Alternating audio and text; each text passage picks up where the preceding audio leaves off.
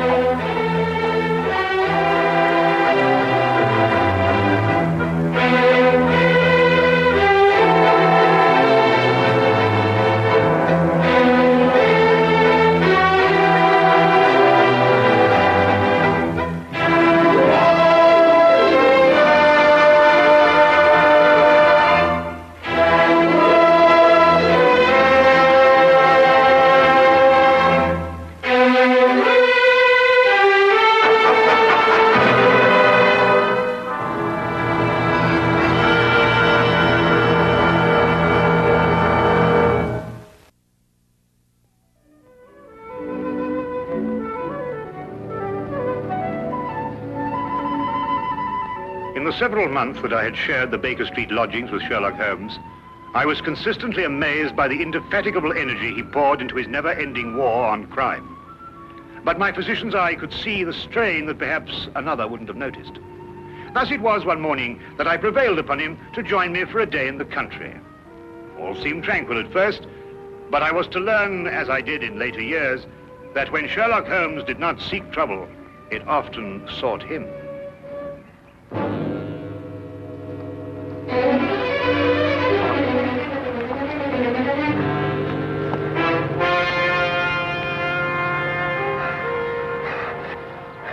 Help her. They may be coming. Steady now, we'll have you all right in a minute. What's happened to the young lady? Who are you running from? Stark. Carroll. They tried to kill me. Out now, Holmes. Perhaps we'd better get them to London, eh? My very thought. The young lady is uninjured, but she's suffering from a deep state of shock. Right. Come along. Oh.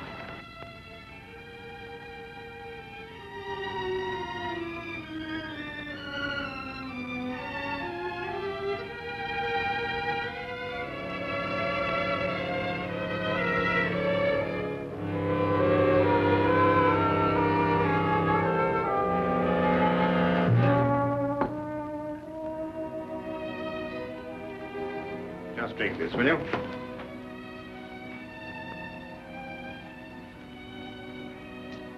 Better now?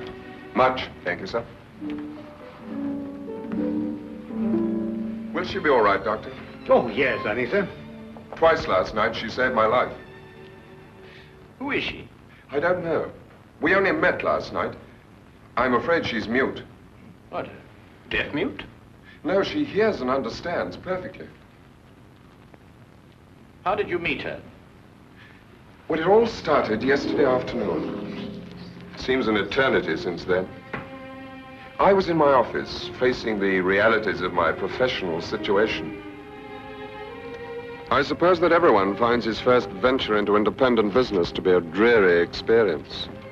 After a year of it, I'd about decided to admit failure and seek employment with some recognized firm. It was at that point that I received a client. Mr. Hatherley? His name was Colonel Lysander Stark. Had I known then what horror he was bringing into my life, I would have strangled him right then and there. Frankly, Mr. Hatherley, the commission I have come here to offer you deals with a matter of extreme secrecy. I have gone to some lengths to acquaint myself with both your professional and your personal qualifications. Personal qualifications, sir? Yes. I know you to be an efficient hydraulic engineer, but also that you are a bachelor, an orphan, and that you reside here alone in London.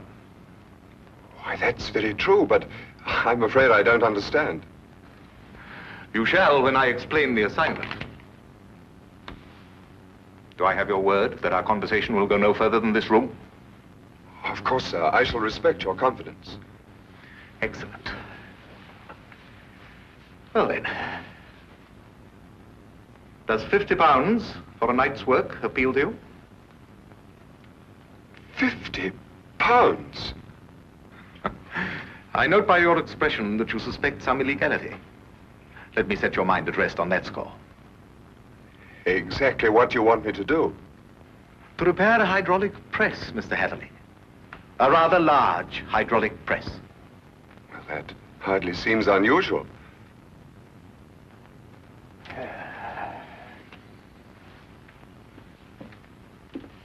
For some years, I have owned a small place in the country just outside London. Recently, it has come to my attention that the land contains a vein of something commonly called fuller's earth. I trust you are familiar with the term. But ore is dug out of the earth. Why should you need an hydraulic press? I'm a businessman, Mr. Hatherley. Undoubtedly, the land surrounding mine contains more of such wealth. I hope to use the income from my own discovery to purchase my neighbor's land cheaply before he discovers its hidden wealth. I see. If my neighbor were to suspect what wealth he treads on daily, he would never sell at any price. It's quite clear now. You use the press to mold the dug earth into some innocent form so that you can dispose of it without suspicion. Precisely. Very ingenious. There's a fortune down there.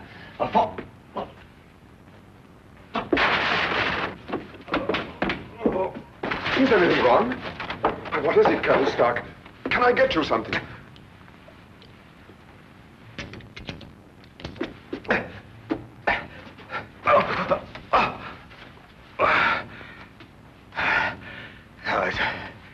It's all right. My heart. I oughtn't to get too excited.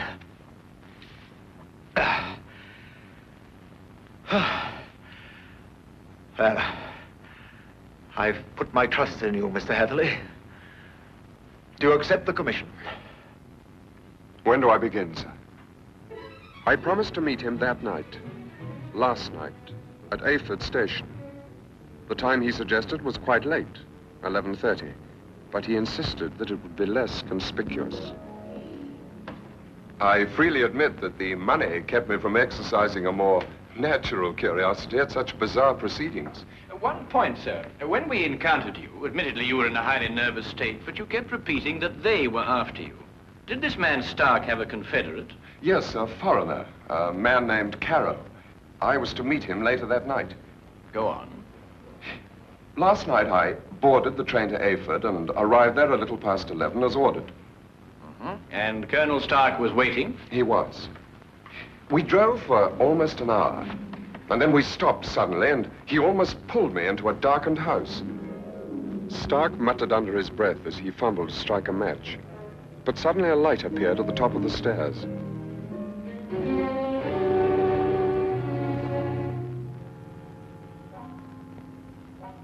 It was the first time I saw this young woman, gentlemen. Even in the poor light, beauty and fear were sharp in her face.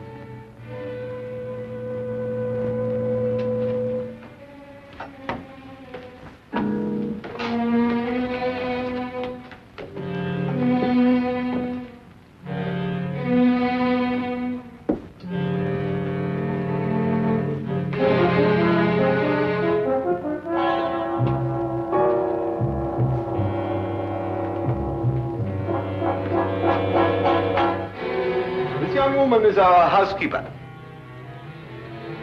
How do you do, miss? She cannot answer you, I'm afraid. She is quite mute. I forgot to tell you that I have a colleague, Monsieur Caro, brilliant mineralogist. I'll fetch him for you, if you'll excuse me for a moment. By all means.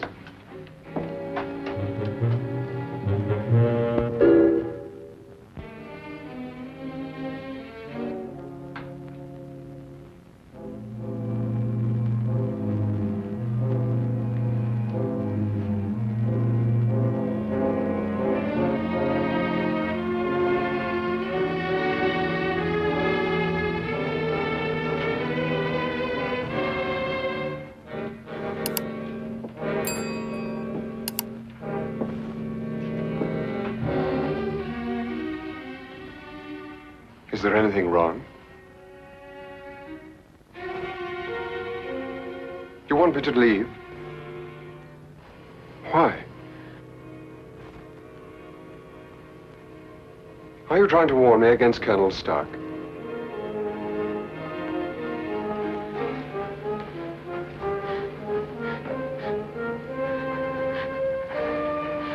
Why should I fear Colonel Stark? I only met him this afternoon.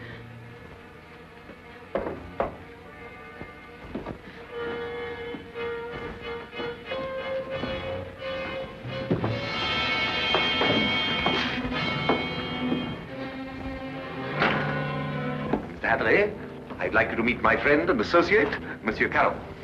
A pleasure, sir. Colonel Stark will show you our press and explain the difficulties we have. I'll join you in a moment. After I have arranged with our housekeeper for your stay tonight. Yes, yes, that's a good idea. Will you come this way, Mr. Hadley?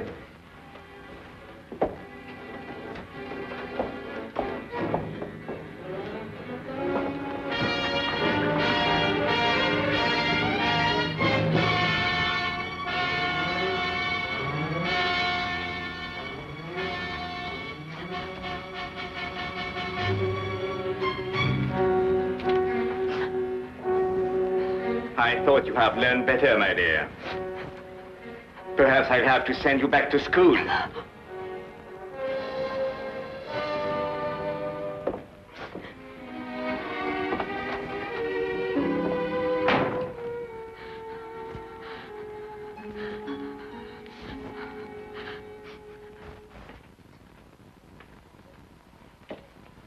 Yes, in principle, this is the standard hydraulic press. Oh, I must say I've seen few as large. Indeed. And so it does the work of 4 ordinary presses. I think I told you that time is my greatest foe.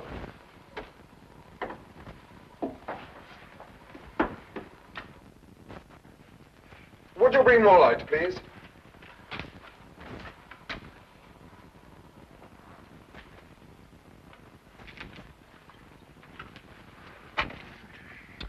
Wood. Concrete would have given you more support. Are these walls reinforced from the outside? Ah, Bruno. I was just about to explain to Mr. Hadley that all the walls except the one he is examining are reinforced. However, there's no trouble with the walls. It's in the machinery. You'll hear it. Good.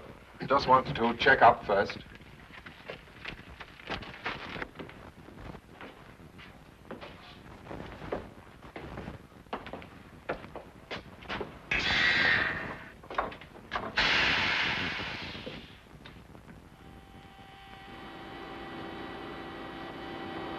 Now listen.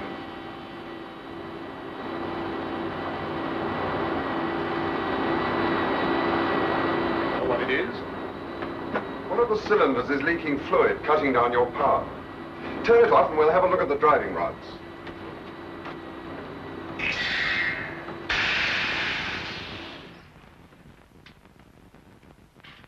I knew what I was after, and the rest proved to be no problem. Of course. You knew by then the true purpose of the press. Not quite. Although I was sure it was not for making dirt brick molds. Much too large for that. But they'd lied to me so blatantly, I thought it best not to call them on it right off. Well, what were they using the press for? Fairly obvious. They are counterfeiters. They use the press to form the amalgam that takes the place of silver. So I learned during the night. It was naive of me to assume that everyone but myself was asleep, but I did.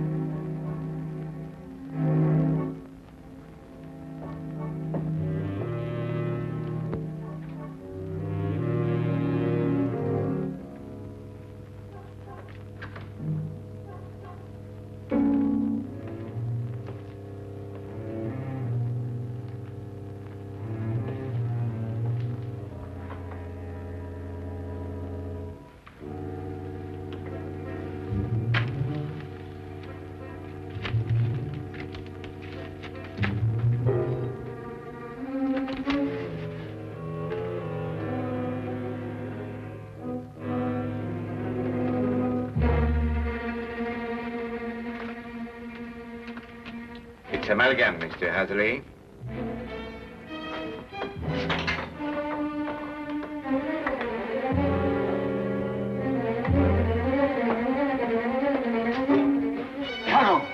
Open up! Let me out of here, Carol!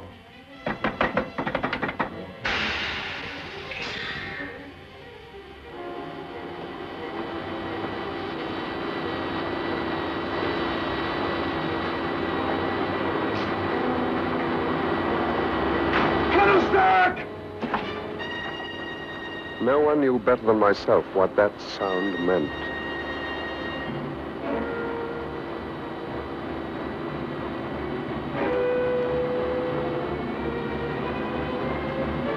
Caro had started the press. Within minutes, that cold ceiling would be down with a force capable of grinding me to a shapeless pulp. And there was no way in the world I could stop it.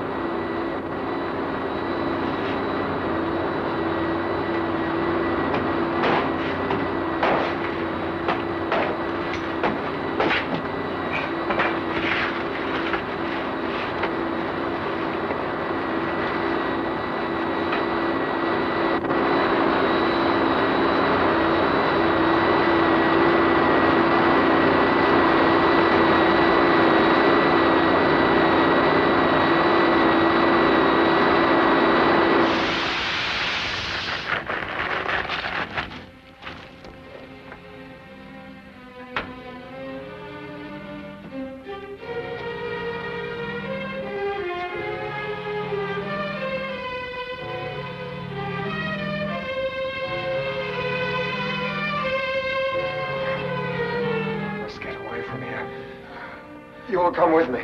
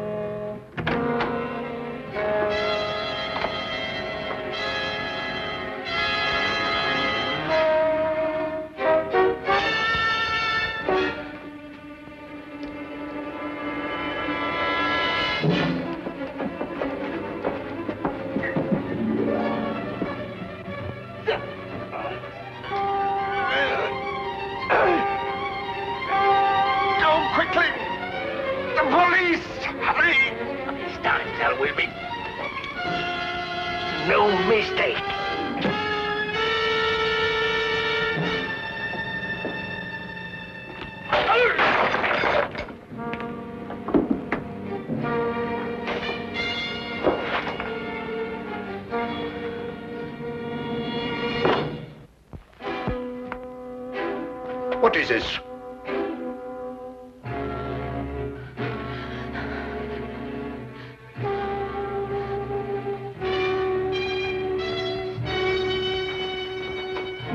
What's happened here? Bruno!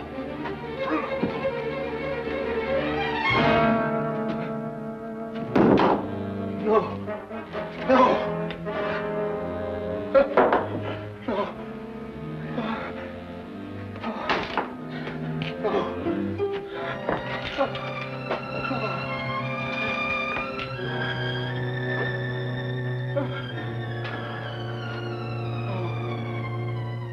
That's almost the last lucid recollection I have. I remember carrying her outside and plunging ahead into the darkness.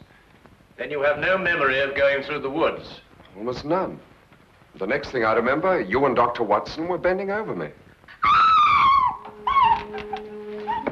Are you all right?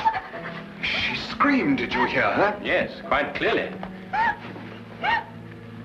Please, don't let him send me back. I can't bear it. There now. Brandy, Holmes, will you? There. That's right. You'll be all right. Here, drink this, will you? And Spencer. Now, tell me, do you know this gentleman? Mr. Hatherley. Oh, you can speak. Oh, why last night did you pretend? I wasn't pretending.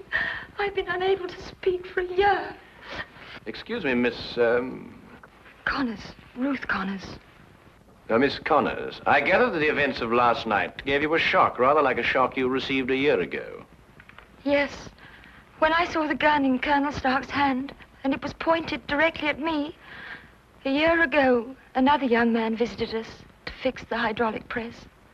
I see. What do you know about this other young man? I was standing there, watching, when all of a sudden Colonel Stark fired his gun straight into the other young man's face. Why didn't you go to the police? I did. But first I must tell you that Mr. Carew is my uncle and guardian. He's my only living relation. And when I witnessed the murder, he fell upon me, repeating over and over, "You must never say a word. You must never say a word." But the first opportunity I had, I ran to the police. What did they do? Nothing. Because from that moment to this, I've been unable to utter a sound or speak a word. It was as though my throat was frozen up. Incredible. I have heard of this before. The worst of it was, my uncle learnt of my attempt to inform on him and had me committed to Bedlam. The insane asylum? I spent 6 long months there, 6 horrible, unforgettable months before they released me in his custody. After that, he forced me to do his bidding by threatening to send me back. Send me back to school was the expression he used. Why, that's horrible. Very. And I think it's time we called in our old friend, Inspector Lestrade. If only to deal with this man, Carrow. You're not forgetting Stark, are you? Oh, I expect we'll find his remains, Watson. The loss of his medicine undoubtedly saved England the cost of executing him. Well, come along.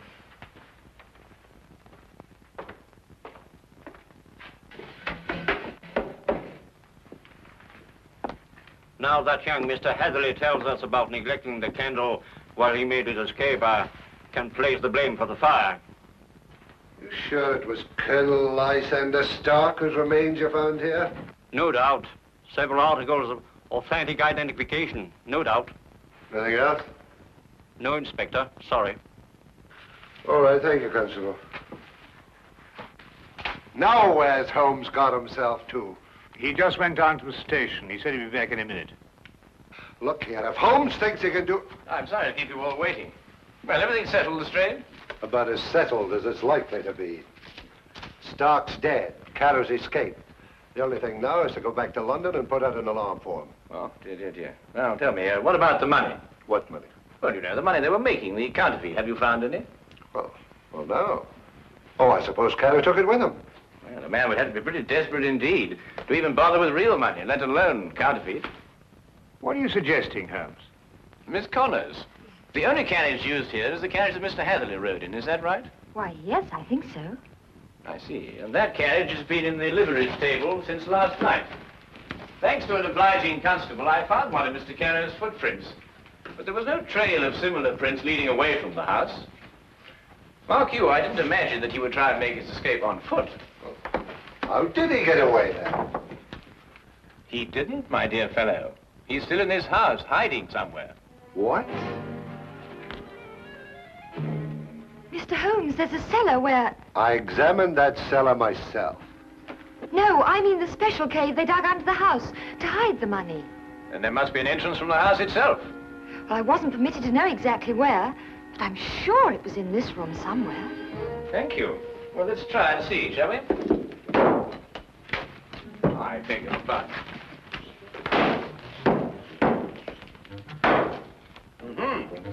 What have we got here?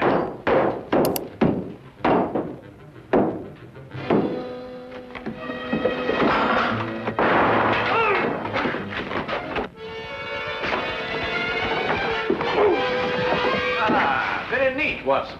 Oh, there wasn't anything to it. Now then, what have we got here? Oh, just nicked me, Doctor. Nothing serious. Well, we'll have a look at it anyway. Hold on.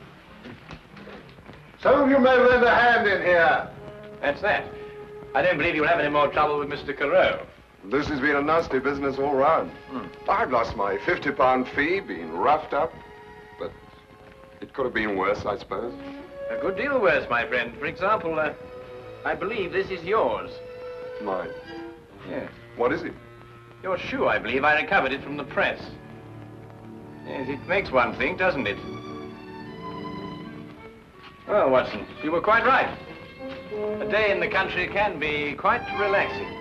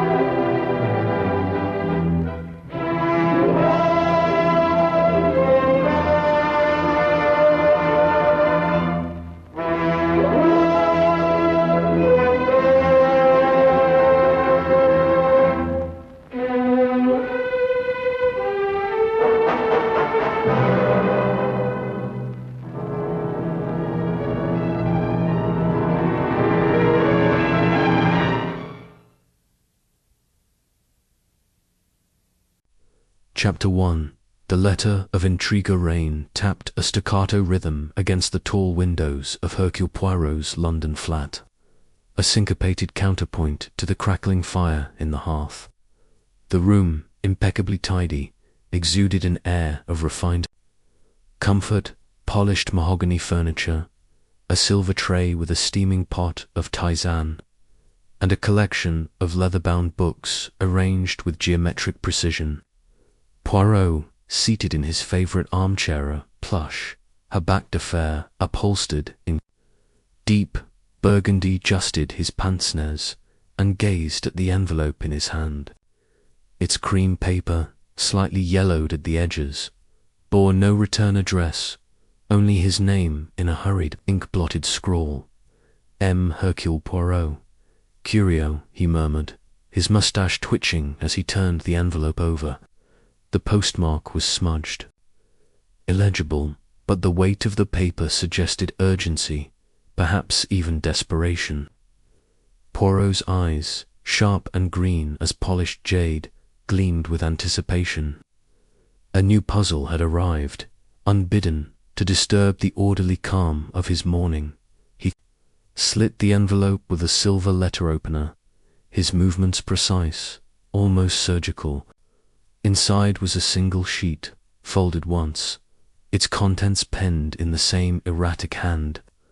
Poirot leaned back, the firelight casting shadows across his face, and read aloud to himself, his Belgian accent lending the words a theatrical cadence.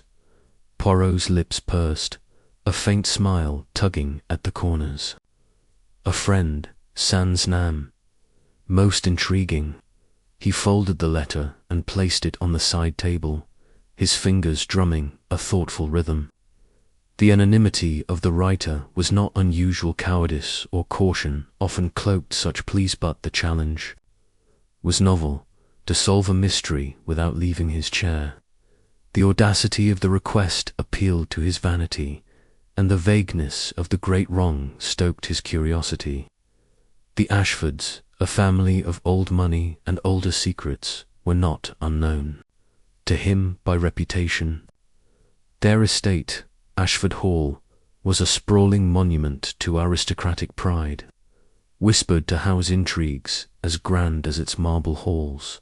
He rose, his small, neat frame moving with the grace of a dancer, and crossed to the window. Streets of London glistened below, horse-drawn carriages and motor cars jostling in a chaotic ballet. Poirot's mind, however, was already elsewhere, passing the letter's sparse clues. A scandal, a crime, perhaps worse. The words suggested layers of deceit, a palimpsest of misdeeds waiting to be scraped clean.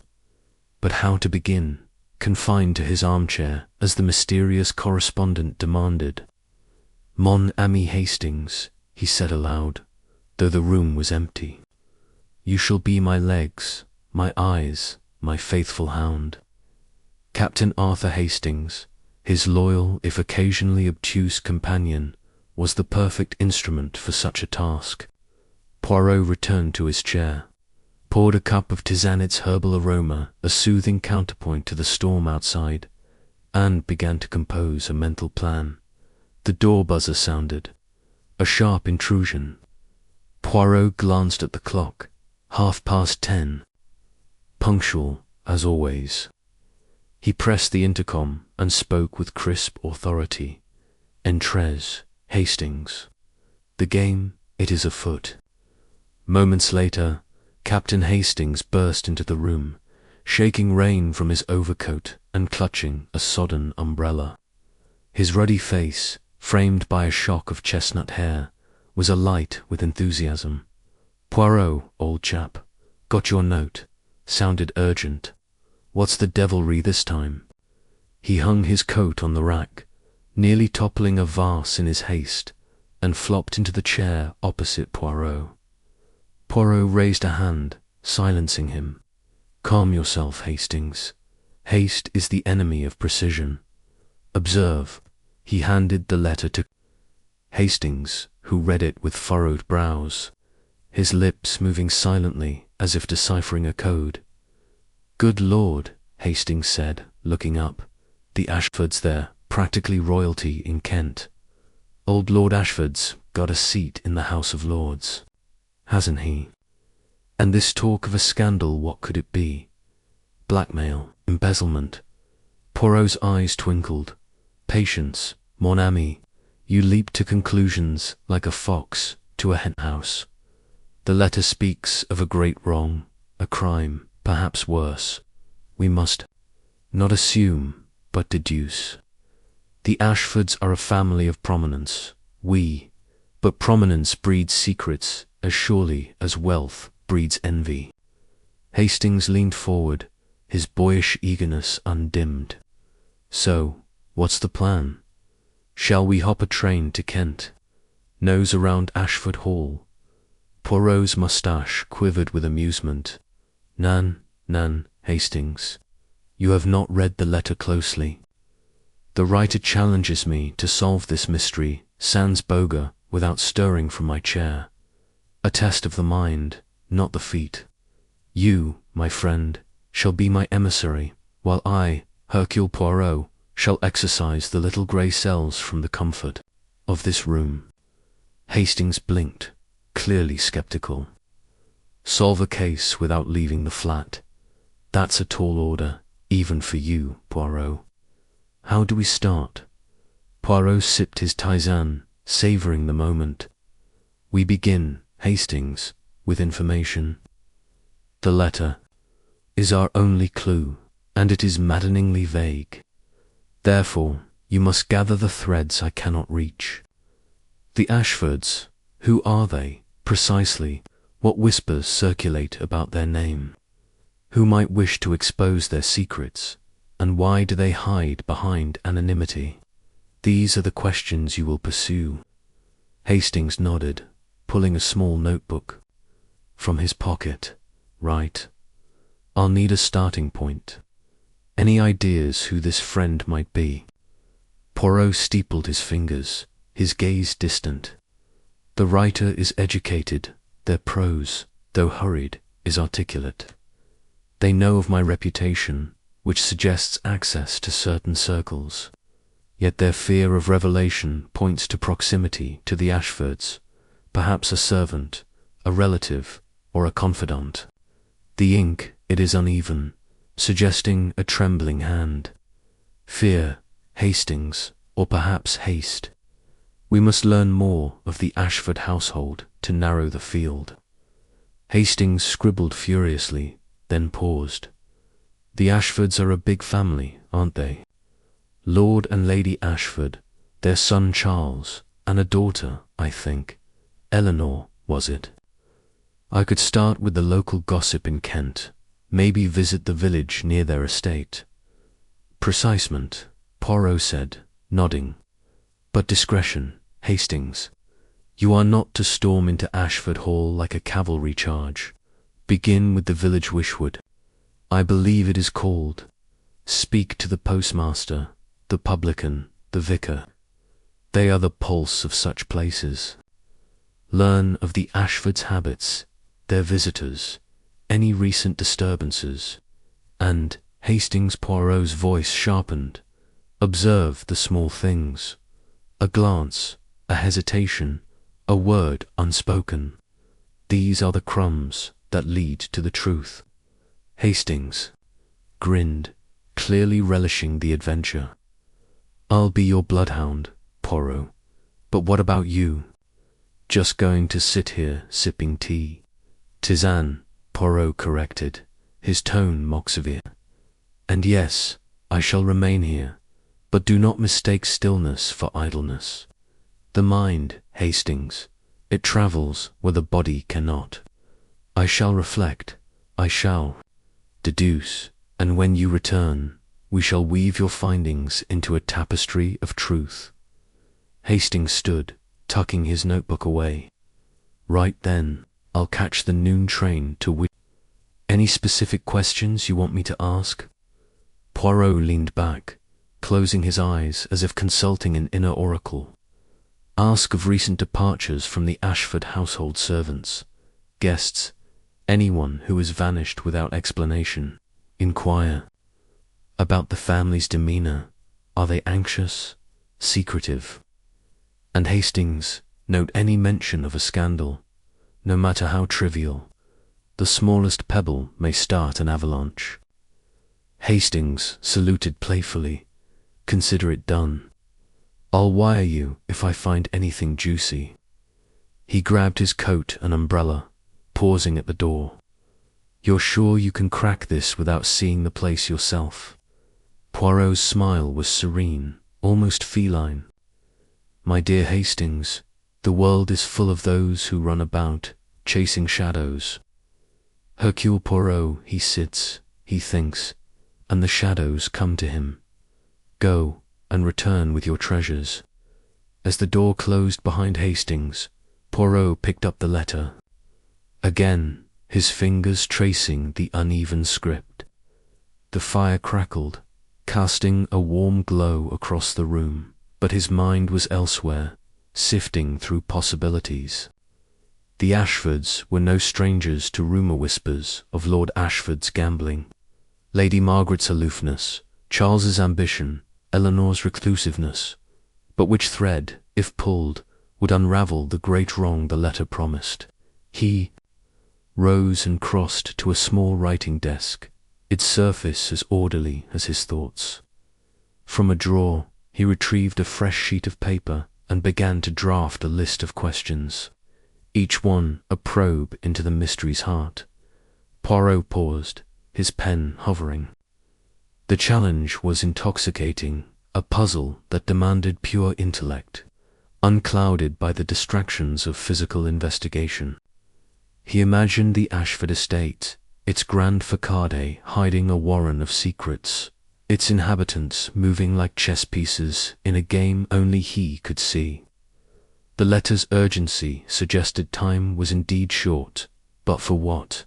A scandal breaking, a crime unfolding, or something darker already done. He returned to his chair, the tisane now cool but still fragrant.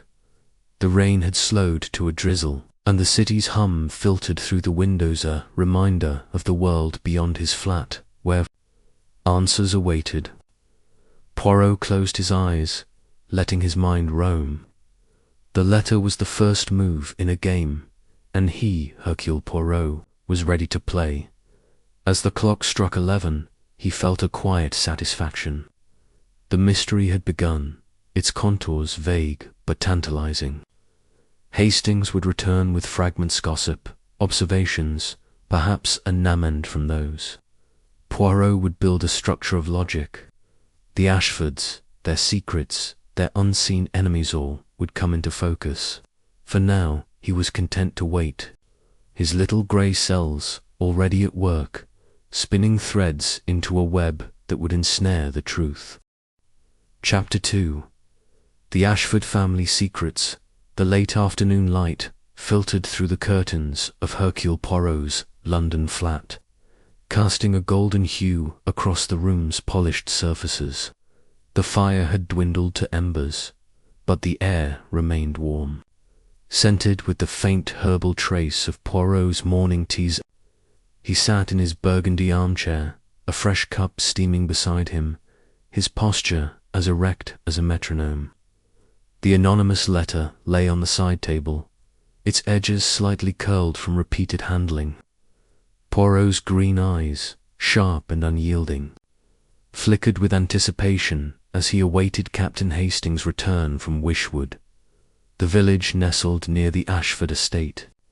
The little grey cells, as he liked to call them, were already humming, eager for the fragments Hastings would bring to fuel their dance. The door buzzer sounded, and Poirot's moustache twitched with a faint smile. "Precisement," he murmured, pressing the intercom.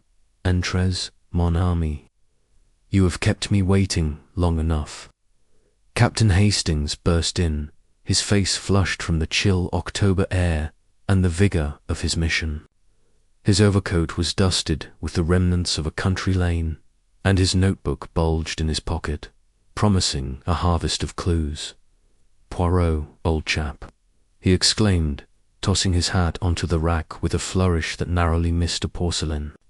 "Figurine, Wishwoods, a gold mine of gossip. You won't believe what I've dug up." Poirot raised a hand, his expression a blend of amusement and reproach. "Calm, Hastings. Enthusiasm is admirable, but it must not trample order. Sit and recount your findings with precision. Begin at the beginning and omit nothing." Hastings settled into the chair opposite, his energy barely contained. He pulled out his notebook, its pages creased and ink-stained, and flipped it open. "Right then. I took the noon train to Wishwood, as you suggested. Charming little place, Gobold. Streets, a pub called the Black Swan, and a church with a vicar who's got eyes like a hawk. I started at the post office, figuring they'd know the comings and goings of Ashford Hall." Poirot nodded, his fingers steepled. "A wise choice. The postmaster is the village's pulse. What did you learn?" Hastings grinned, clearly pleased. With his initiative, the postmaster, a Mrs. Tuttle, is a font of local law. She says the Ashfords are the talk of Wishwood, and not in a good way. Lord Ashford Reginald, that's his name, hasn't been seen in the village for months. Keeps to the estate, supposedly ill, though Mrs. Tuttle swears it's just an excuse to avoid creditors. Seems he's got a taste for cards and horses, and not the winning kind. Poirot's eyes narrowed. Financial troubles. Most interesting. A man of title, hiding from debt, is a man with secrets. Continue. Hastings turned a page. Lady Margaret, his wife, is another story. She's a cold fish, according to the locals. Runs the estate like a general, but rarely speaks to anyone outside her circle. The publican at the Black Swan chap named Willis's. She ordered a case of French wine last month, but haggled over the price like a fishwife. Not the behaviour you'd expect from a lady of her station. Poirot's moustache quivered. A discrepancy in character, perhaps, or a sign of strain. The wine, it is a detail to note luxury amidst ruin, and the children, Charles and Eleanor. Hastings leaned forward, his voice dropping conspiratorially. Charles is the golden boy, or so he thinks. Ambitious, always in London, rubbing elbows with bankers and politicians. Willis says he's been seen with some shady typesmen in sharp suits who don't belong in Wishwood. There's talk he's trying to save the family fortune, but nobody's sure how. As for Eleanor, she's a bit of a ghost. Rarely leaves the estate, spends her days painting or reading. The vicar, Mr. Langley, says she's kind but distant, like she's carrying a weight. Poirot's fingers tapped a slow rhythm on the armrest. A family fractured, each member with their own burdens. Charles, the schemer, Eleanor, the recluse, Lady Margaret, the iron hand, and Lord Ashford, the fading patriarch. But what of the disturbance I asked you to seek? A departure, a scandal. Hastings' eyes lit up. Here's the juicy bit. Mrs. Tuttle let slip that a servant girl, Clara Henshaw, vanished from Ashford Hall about 3 months ago. Worked as a housemaid, young, pretty, well-liked. One day she was there, the next poof. Gone without a word. The official story is she left for a better position in London, but nobody in Wishwood buys it.